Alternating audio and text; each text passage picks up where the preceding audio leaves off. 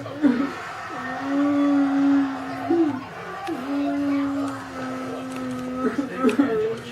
now wants DNA proof he's the father of both her kids, Chris. Chris won't believe what happened. She wants to see if daddy's okay. This is Kylie. Welcome, Kylie.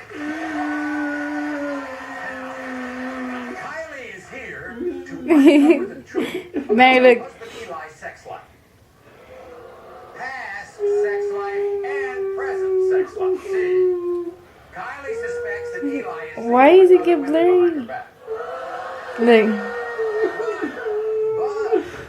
Look at her, look at her, look at her. Stop crying. From who Eli was dating before. She's like, oh, okay, you're okay. See, because there's a woman who Daddy's claims that okay. she and Lena. Eli had a 5-year hot relationship right before he started. Now cry again, watch. And the woman is Kylie's own mother,